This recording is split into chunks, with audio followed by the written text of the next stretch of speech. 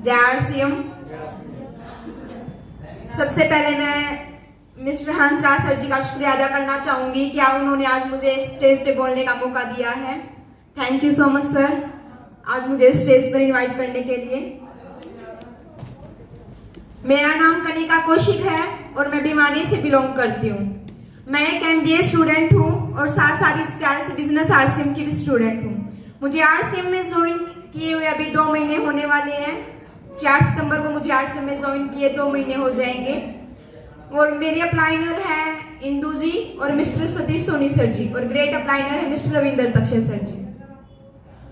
आज हम हमारी कंपनी के बारे में बात करते हैं। तो हमारी कंपनी का नाम है फैशन शूटिंग प्राइवेट लिमिटेड।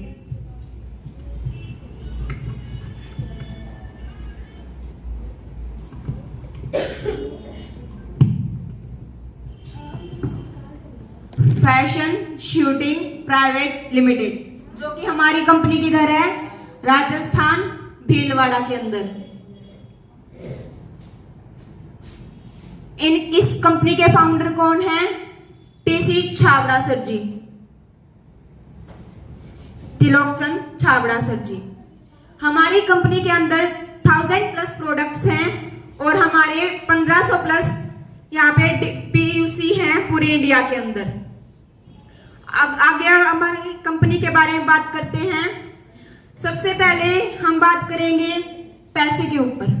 पैसे के अंदर किसका इंटरेस्ट है? पहले तो ये बताइए कि हम सब काम करते हैं, काम क्यों करते हैं? कोई बताना चाहेगा? पैसे कमाने के लिए। सभी पैसे कमाने के लिए काम करते हैं। तो अब हम एक ऐसे सिस्टम को जानेंगे जिससे कि हम पैसे कमा सकते हैं और एक अच्छी पैसिव इनकम अर्न कर सकते हैं। इसके लिए हम हमारी कंपनी का मार्केटिंग प्लान समझेंगे।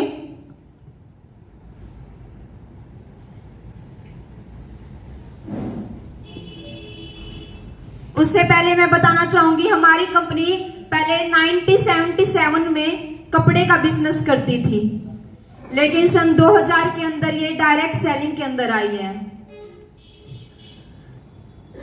अब आगे इसका मार्केटिंग प्लान देखिए। हम सब काम करते हैं। काम क्यों करते हैं? पैसा कमाने के लिए। पैसे का हम क्या करते हैं? खर्चा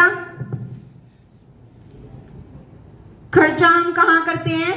बाजार में। अब बाजार के हम सब क्या होते हैं? कस्टमर। अब कस्टमर को कोई भी सामान चाहिए होता है तो वो कहाँ जाता है? अपने आसपास की दुकान के पास जाता है, यानी कि किसके पास जाता है? रिटेलर के पास। अब रिटेलर है, रिटेलर का क्या खुद सामान बनाता है? नहीं, वो किसके पास जाता है? होलसेलर के पास। अब होलसेलर है, होलसेलर भी सामान खुद नहीं बनाता, वो किसके पास जाता है? डिस्ट्रीब्यूटर के पास। अब डिस्ट्रीब्यूटर है, डिस्ट्रीब्यूटर भी सामान खुद नहीं बनाता, वो किसके पास जाता है? कैरिंग एंड फॉरवर्डिंग एजेंट के पास। कैरिंग एंड फॉरवर्डिंग एजेंट के नाम से जैसे हमें पता चल रहा है कि एक से कैरी करता है और दूसरे को फॉरवर्ड करता है। अब कैरिंग एंड फॉरवर्डिंग एजेंट है, वो सामान किससे लेते हैं? कंपनी से।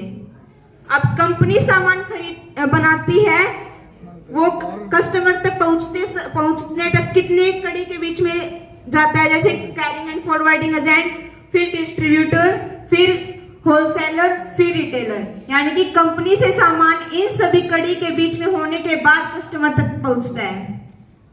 अब कोई भी कंपनी सामान बनाती है, उसका कस्टमर को कैसे पता चलता है कि कंपनी ने कोई सामान बनाया है? कोई बताना चाहेगा? एडवर्टाइजमेंट। अब कोई भी कंपनी कोई प्रोडक्ट बनाती है, उसकी वो क्या करती है? एडवर्टाइजमेंट करती है। एडवर्टाइजमेंट के थ्रू हमें पता चलता है कि कंपनी ने कोई प्रोडक्ट बनाया है, फिर कस्टमर उसकी डिमांड करता है।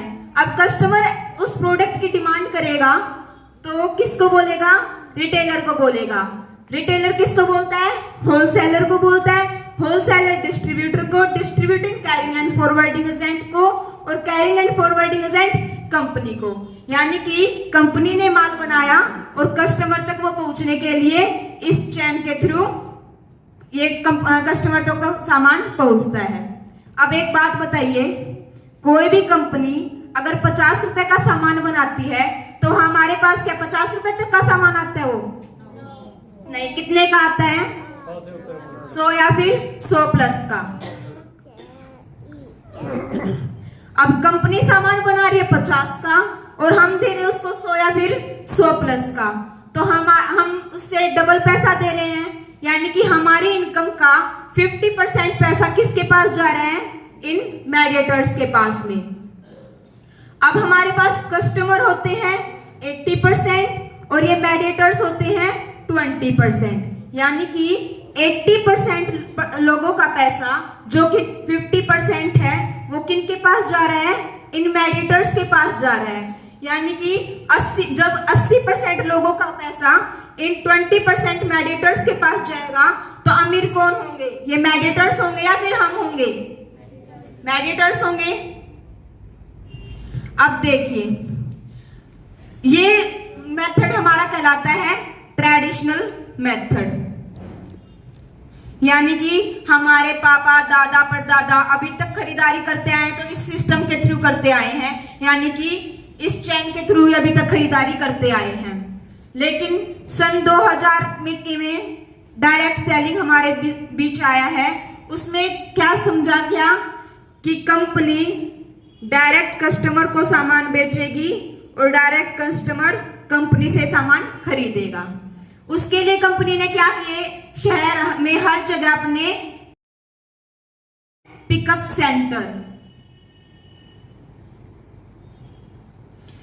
सेंटर, इसको हम और क्या बोल सकते हैं? Direct selling method. यानी कि कंपनी डायरेक्ट कस्टमर को सामान बेचती है इसमें। और इसको हम और क्या बोल सकते हैं? इसको हम RCM भी बोल सकते हैं, यानी कि राइट कंसेप्ट ऑफ मार्केटिंग, यानी कि खरीदारी करने का सही तरीका। अब कंपनी क्या बोलती है कि जो कस्टमर का 50% पैसा जो इन मेडिएटर्स के बीच में जा रहा था वो मैं एक सिस्टम के थ्रू कस्टमर को वापस कर दूंगा। इसमें कंपनी बोलती है कि हमें PUC तक आने के लिए हमारा ट्रांसपोर्ट का खर्चा लगता है, जिसमें हम 5% तो हमारा ट्रांसपोर्ट का खर्चा होता है जो कि हम अपने पास रख लेंगे। बाकी बचा 50% में से 45% वो हम एक सिस्टम के थ्रू कस्टमर को वापस कर देंगे। यानी कि जो पैसा कस्टमर का है हम उसको कस्टमर को वापस कर देंगे। अब ये पैसा कस्टमर को हम वापस कर देंगे तो इससे क्या होगा? कस्टमर अमीर होते जाएंगे। यानी कि जिस पर कस्टमर का जिस पैसे पर राइट होता है वो हम कस्टमर को वापस दे देते हैं। अब अगर हम डायरेक्ट कंपनी से सामान खरीदते हैं तो हमें क्या क्या फायदे मिलते हैं? अब बात करें हम फायदों की। सबसे पहले फायदा होता है शुद्ध सामान।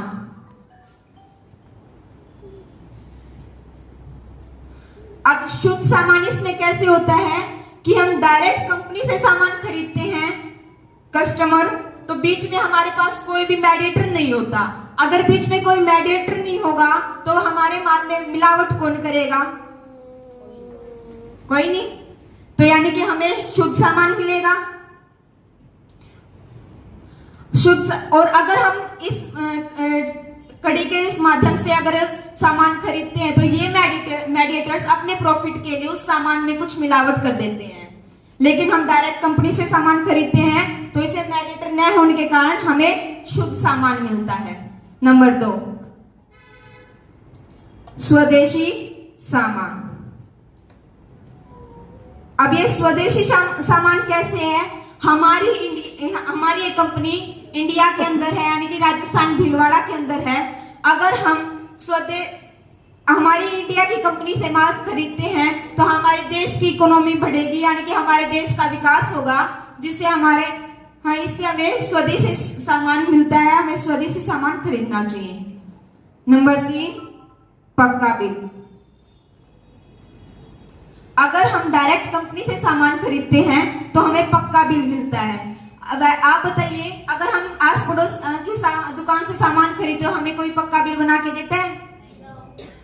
अगर कोई बिल बनाकर दे भी दे तो नोटबुक पे एक पेज में लिख करके सामान कितने का सामान है वो सब लिख करके दे देता है। लेकिन हम डायरेक्ट अगर कंपनी के से सामान खरीदते हैं तो हमें वो पक्का बिल बना करके देते हैं विद जीएसटी, यानी कि उस पे कितनी सी जीएसटी लगी है, कितनी एसजीएसटी लगी है, वो सब हम हमारे उस बिल में रिकॉर्ड करके देते हैं हमें। नंबर 4 है 1 से 22% हमारे बैंक अकाउंट में आता है। अगर हम डायरेक्ट कंपनी से सामान खरीदते हैं तो 1 से 22% हमारे बैंक अकाउंट में आता है। और कोई ऐसा बिजनेस है जहाँ पे हम जैसे हम नॉर्मली शॉप से सामान खरीदते हैं तो क्या हमें हमारे बैंक अकाउंट में पैसे आते हैं?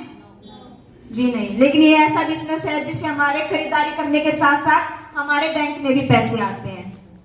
नेक्स्ट है 10 से 20% एमआरपी पे छूट मिलती है, यानी कि जितने का सामान होता है हमारा, हम दिन में से अगर 10 बार 50 बार 100 बार जितनी बार भी हम परचेजिंग करते हैं उतनी बार ही हमें एमआरपी पे छूट मिलती है, जो कि नॉर्मली हम दुकानों से सामान खरीदते हैं वो हमें वहां पे नहीं मिलती। जितनी उस पे एमआरपी होती है उतने पे ही हमें सामान मिलता है।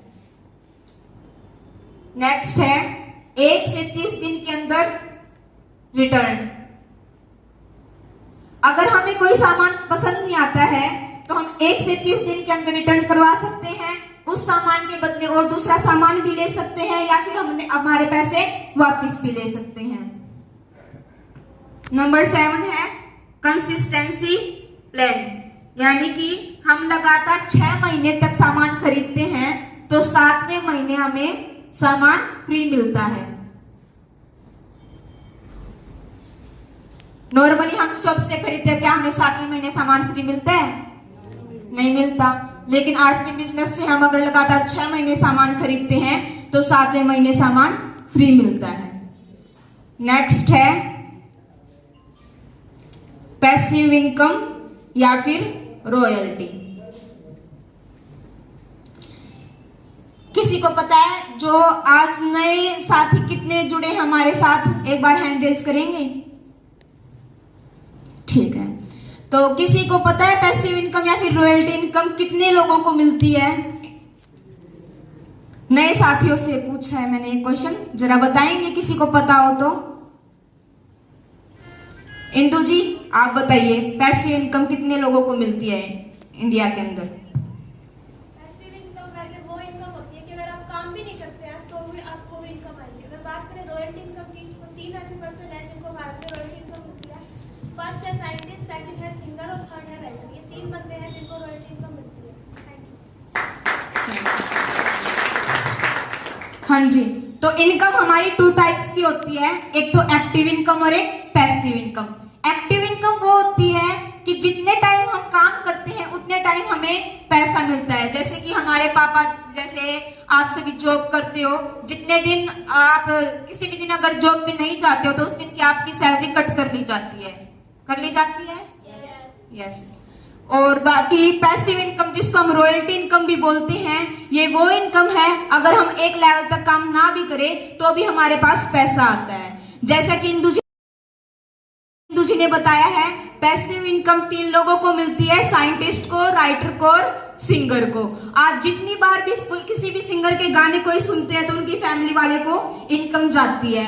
जितनी बार भी राइटर कोई लिखता है, नई किताब लिखता है, जितने भी उसके लोग परचेजिंग करते हैं उसकी फैमिली वाले को इनकम जाती है। और जितने भी साइंटिस्ट के द्वारा जो भी जैसे ये बल्ब वगैरह आइंस्टाइन जी ने बल्ब बनाए थे, जितने भी इनके बल्ब सेल होते हैं उनकी इनकम उनकी फैमिली वालों को जाती है। लेकिन आप रॉयल्टी इनकम, इन तीनों के अलावा आप भी रॉयल्टी इनकम को पा सकते हैं। कैसे?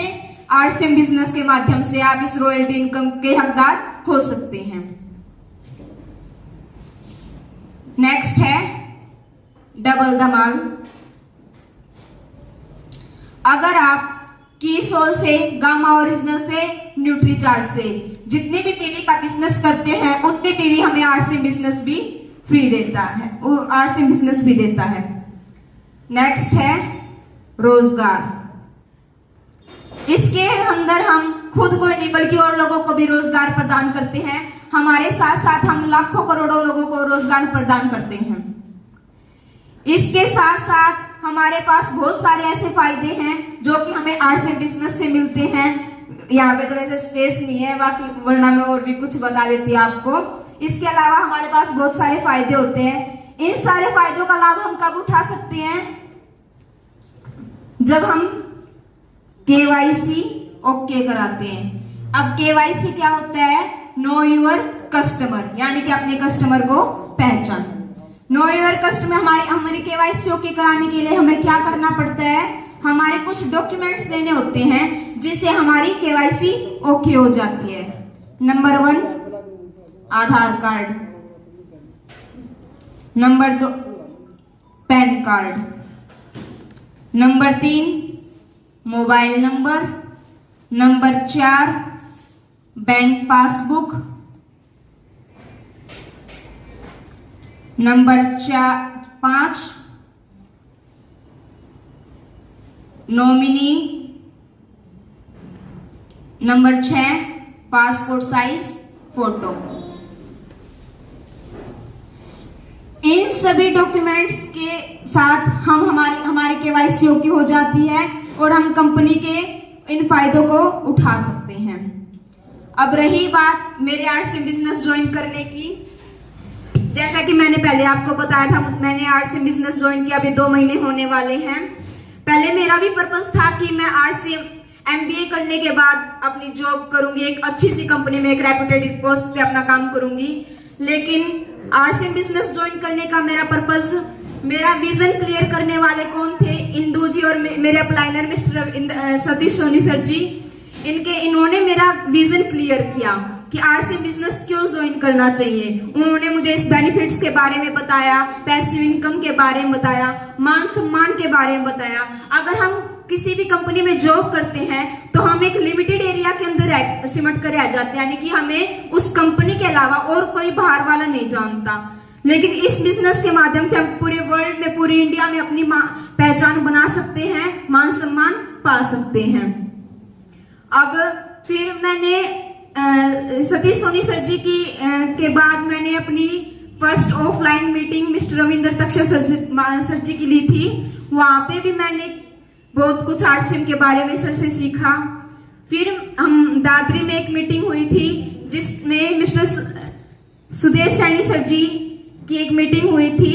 वहां पे हमारे सुदेश सैनी सर जी, जो कि सेंट्रल डिपार्टमेंट में गैजेटेड ऑफिसर हैं, वो भी उन्होंने बताया कि उन्होंने खेती करके देख ली, गवर्नमेंट जॉब करके देख लिया, आर्ट्स एंड बिजनेस ज्वाइन करके देख लिया। जितनी इनकम, जितना मान सम्मान उन्होंने आर्ट्स एंड बिजनेस से कमाया है, उतनी इनकम और किसी फील्ड में नहीं है। यानी कि खेती में भी इतना नहीं है और government jobs, private job sector में भी इतना नहीं है। लेकिन आर्ट्स एंड बिजनेस में इतना कि मान सम्मान भी मिलता है, हमें इनकम भी मिलती है, पैसिव इनकम भी मिलती है। यानी कि हम आने वाली 7-8 पीढ़ियों तक, आने वाली पूरी जनरेशन तक हमारी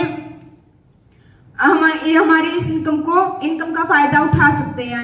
यानी कि जिस लेवल पर हम होते हैं, आगे हमारी फ्यूचर जनरेशन उस लेवल पर काम करके एक अच्छी रेपुटेशन कमा सकते हैं।